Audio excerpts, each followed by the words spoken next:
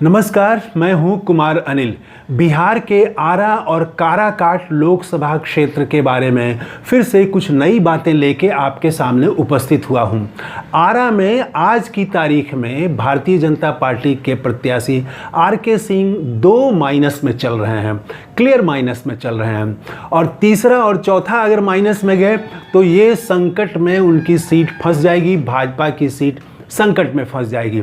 और उधर काराकाट में पवन सिंह जो चुनाव लड़ रहे हैं, अब वहाँ उनके चुनावी मंच पर कहा जा रहा है कि वो थिएटर बन गया है, नाच गाना डांस यही हो रहा है, मुद्दे गायब हैं। नाच गाना गलत मैं नहीं कर रहा हूँ, नाच गाना होना चाहिए, अच्छी बात है, लेकिन गाना किसका गाना? क्या मजदूर का गाना, क्या किसान का गाना? और बेटा बेटा तो सारे लोग कह रहे हैं इस चुनाव में, पवन सिंह और ज़्यादा जोर से कह रहे हैं कि आपको बेटा चुनना है। तो बेटा भी बड़ा कंफ्यूजिंग वर्ड है ये, किसका बेटा? तो बेटा भी हर पिता की स्थिति अलग है, तो इसलिए आप बेटा अगर कह दें तो उससे ये पता नहीं चलता है कि जो दलित है, जिसका पिता वहाँ गांव में रह रहा है और उसको ज़रूरत है, वो 2 बेटों को रोज़गार की ज़रूरत है, तो क्या रोज़गार के गीत गाए जा रहे हैं वहाँ पर? क्या डालमिया नगर में जो फैक्ट्रियाँ बंद हो गई हैं उसके गीत गाए जा रहे हैं कि फैक्ट्रियाँ खुलेंगी? ये विचार करने वाली बात है। सिर्फ बेटा कहना काफ़ी नहीं है, बेटा से बड़ा कन्फ्यूजन होता है। बेटा तो भाई सब लोग हैं, क्षेत्र के इस माटी के सब लोग बेटा हैं, लेकिन पिता जो हैं, घर जो है, वो इस बिहार में अलग अलग स्थितियां हैं। कोई संपन्न है, कोई गरीब है, कोई पिछड़ा है, कोई अगड़ा है, कोई सामाजिक न्याय के लिए संघर्ष कर रहा है, किसी का उत्पीड़न हो रहा है, तो अलग अलग मुद्दे हैं। तो आप किसके बेटा के रूप में भूमिका निभाएंगे, ये बड़ा सवाल है। पहले आइए हम आरा पर बात करते हैं। आरा में 2 माइनस में क्या है? भारतीय जनता पार्टी के आर.के. सिंह 2 माइनस में चल रहे हैं, वो क्या है? पहला तो ये है, क्लियर कट है कि पिछली बार जो उनको वोट मिला था उसमें 2019 से 2 माइनस है। पहला है जो हलवाई जाति के प्रत्याशी हैं भाकपा माले के सुदामा प्रसाद, उनकी जाति के जो मतदाता हैं वो माले गठबंधन की तरफ, इंडिया गठबंधन की तरफ जा रहे हैं, सुदामा प्रसाद के साथ खड़े हैं। मुझे तो ये भी जानकारी मिली है कि पूरे बिहार से हलवाई जाति के जो प्रबुद्ध लोग हैं उनकी सहानुभूति सुदामा प्रसाद के साथ देखी जा रही है। और कई लोग दूसरे जिलों के कार्यकर्ता जो हैं, हलवाई जाति का जो सामाजिक संगठन है, तो जो सामाजिक कार्यकर्ता है वो वहाँ जाके कुछ प्रचार भी कर रहे हैं। तो एक हलवाई वोट ये पूरी तरह पिछली बार 2019 में भारतीय जनता पार्टी के साथ था, आर.के. सिंह के साथ था, वो वोट माइनस हो रहा है। दूसरा वोट माइनस हो रहा है उनका, मल्लाह जाति का वोट माइनस हो रहा है। सोन और गंगा के किनारे मल्लाह जाति की आबादी है और मुकेश सहनी इंडिया गठबंधन के लिए जिस तरह से लगातार प्रचार कर रहे हैं तेजस्वी यादव के साथ मिलके, उसका असर अब दिखने लगा है 7वें चरण में। और मल्लाह जाति का वोट, अच्छा खासा वोट अब इंडिया गठबंधन को जाता हुआ सुदामा प्रसाद को दिख रहा है। तो ये 2 माइनस तो हो चुका है। तीसरा माइनस पर नज़र होगी कि क्या मतदान प्रतिशत गिरता है। आमतौर से पूरे देश में मतदान का प्रतिशत इस बार गिरा है, कहीं 2%, कहीं 3%। बिहार में भी 1 से 3% तक का मतदान कम हुआ है पिछली बार की तुलना में। ये मतदान अगर कम होता है तो ये भी माइनस में, ज़्यादा माइनस में जाएगा भारतीय जनता पार्टी के बारे में, क्योंकि कहा जा रहा है कि उनका जो सामाजिक आधार है, जो सवर्ण सामाजिक आधार है, जो भाजपा का वोटर रहा है, उसमें ज़्यादा उदासी है, कोई राष्ट्रीय एजेंडा नहीं है इस बार। तो ये तीसरे माइनस पर नज़र होगी। और चौथा, चाबी किसके पास है? आरा के जीत की चाबी मैं समझता हूँ कुशवाहा समाज के पास है। अगर कुशवाहा समाज का मैक्सिमम हिस्सा इंडिया गठबंधन की तरफ चला जाता है, जिसकी संभावना भी है, 2 तरह से संभावना है। एक तो माले का खुद भी कुशवाहा समाज में आरा लोकसभा क्षेत्र में अपना एक संपर्क रहा है, मतदान भी लोग करते रहे हैं। और दूसरा, उपेंद्र कुशवाहा के साथ बगल में काराकाट में जो खेला हुआ है, उससे भी कुशवाहा समाज में नाराज़गी है। तो कुशवाहा समाज अगर मैक्सिमम हिस्सा 80%, 75% हिस्सा अगर टूट गया तो भारतीय जनता पार्टी की ये सीट फंस जाएगी नहीं, वो यहाँ से मुश्किल में पड़ जाएंगे। तो असल में 2019 और इस बार जो है के तुलना में अगर देखें कि मतदान का प्रतिशत जो था उसमें 10% का अंतर था। आर.के. सिंह को लगभग 53% वोट मिले थे और 40% वोट वहाँ माले को मिला था। 13% का अंतर था।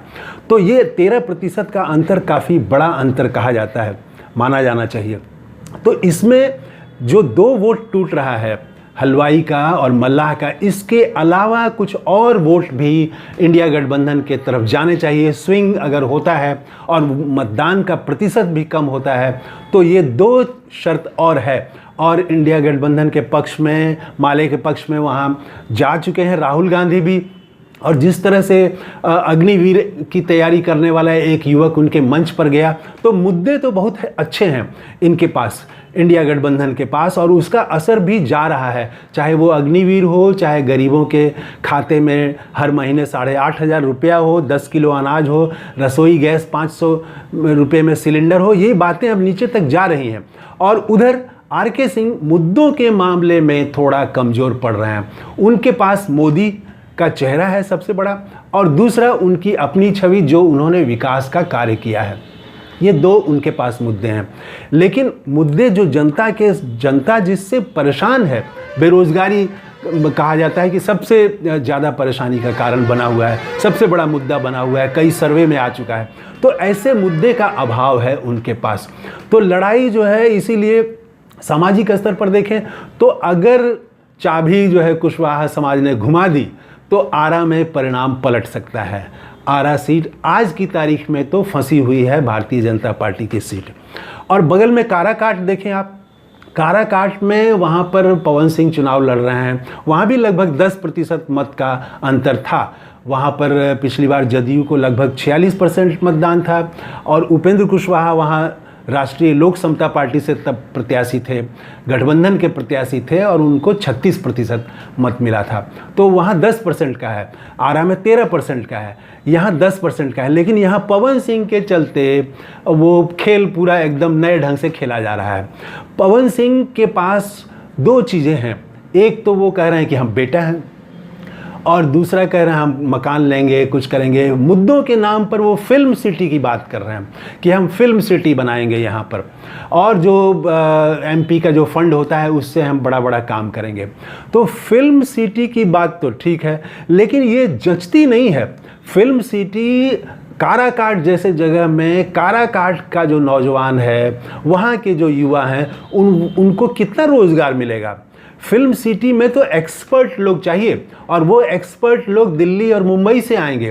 काराकाट के नौजवान ज़्यादातर अनस्किल्ड नौजवान हैं, और स्किल्ड भी हैं तो ITI वाली ट्रेनिंग करके, तरह तरह का जो वहाँ ट्रेनिंग मिलती है उस तरह की ट्रेनिंग वाले हैं, कंप्यूटर की कुछ जानकारी रखने वाले युवा हैं। तो ऐसा जो स्किल्ड वर्कर को और अनस्किल्ड वर्कर को नौकरी मिले फिल्म सिटी में, तो ये होने वाला नहीं है। फिल्म सिटी खास तरह की विधा है, और इस विधा के एक्सपर्ट ज़्यादातर बाहर से ही आएंगे, उन्हीं को रोज़गार मिलेगा अगर फिल्म सिटी पवन सिंह बना देते हैं तब भी। वैसे फिल्म सिटी बनाना आसान नहीं है। बिहार सरकार कई बार ये घोषणा कर चुके हैं, बिहार सरकार के कई मंत्री कर चुके हैं। बिहार में आज तक तो फिल्म सिटी बनी नहीं। पवन सिंह कह रहे हैं कि हम फिल्म सिटी बना देंगे। उधर राजा राम सिंह जो इंडिया गठबंधन के प्रत्याशी हैं, वो डालमिया नगर उद्योग समूह जो बंद हो गया है, जहां तरह तरह की फैक्ट्रियां थी पहले, वो फैक्ट्रियों को फिर से चालू करने का कई बार आंदोलन हुआ। वो उसका मुद्दा उठा रहे हैं कि हम अगर जीते तो हम संसद में डालमिया नगर उद्योग समूह का मुद्दा उठाएंगे, उसको फिर से पुनर्जीवित करने की मांग करेंगे हम। तो वहाँ पर भी मुद्दे के सवाल पर बड़ा फ़र्क है। और पवन सिंह जो है बेटा कह रहे हैं, तो बेटा, मैंने जैसा कहा कि बेटा, भाई किसका बेटा? बेटा तो ठीक है, लेकिन बेटा जो है, पिता की स्थिति अलग अलग है, बेटों की स्थिति अलग अलग है। अब जो है, कोई बेटा अपने पिता को AC खरीद के दे सकता है, वो AC उनके घर में चलाने की कार खरीद के दे सकता है, तो वो संपन्न परिवार का बेटा उस तरह से देगा। लेकिन एक गरीब परिवार, उसको कार की ज़रूरत नहीं है, उसको AC की ज़रूरत नहीं है, उसको ज़रूरत है कि उसका एक बेटा जो बेरोज़गार है, जो अनस्किल्ड है, उसको रोज़गार मिले। वो कम से कम महीने में 10-15 हज़ार रुपया काराकाट में जमा कर सके, कमा सके। तो वो जो गरीब घर का युवा है, वो तो उसकी इच्छा दूसरी है, उसकी ज़रूरत दूसरी है। तो इसलिए बेटा बेटा ये बड़ा कंफ्यूजिंग, पूरे बिहार में बहुत सारे लोग कह रहे हैं कि हम तो बेटा हैं। तो भाई बेटा होने से क्या है, बेटा है तो अच्छा है, आप अच्छी बात है, लेकिन वो किस पिता का काम करेंगे? पिता अलग अलग हैं, बेटे भी अलग अलग हैं। ठीक है, आप ऐसे बेटे हैं जो कि माँ बाप को छोड़ के चले जाते हैं, उपेक्षा करते हैं, आप ये उपेक्षा नहीं करेंगे, आप आते जाते रहेंगे, लेकिन सिर्फ आना जाना काफ़ी नहीं है। और जो एक अराजनीतिकरण काराकाट में हो रहा है वो ठीक नहीं है। ये बेटा और नाच और डांस जो हो रहा है ये तो ठीक है, लेकिन राजनीतिक मुद्दे इससे कमज़ोर पड़ते हैं। राजनीति पर चर्चा होनी चाहिए, अगर वहाँ पर संविधान की बात होनी चाहिए, डेमोक्रेसी की बात होनी चाहिए, लोकतांत्रिक अधिकार जो कम किए जा रहे हैं, प्रेस का जो फ्रीडम है उस पर संकट अभी ही आ चुका है और आगे आने वाले दिनों में आ सकता है। तो ऐसी चीज़ों पर जनता को कैसे ज़्यादा अधिकार दिया जाए, उनको हर तरह का रोज़गार का अधिकार, उनको बोलने का अधिकार, प्रतिवाद का अधिकार, उनके और विकास का, तो वो जो बातें होनी चाहिए इस पर बातें कम हो रही हैं। और ज़्यादातर अब वो इसी तरह से, अब तो खेसारी लाल यादव भी वहाँ आ गए हैं।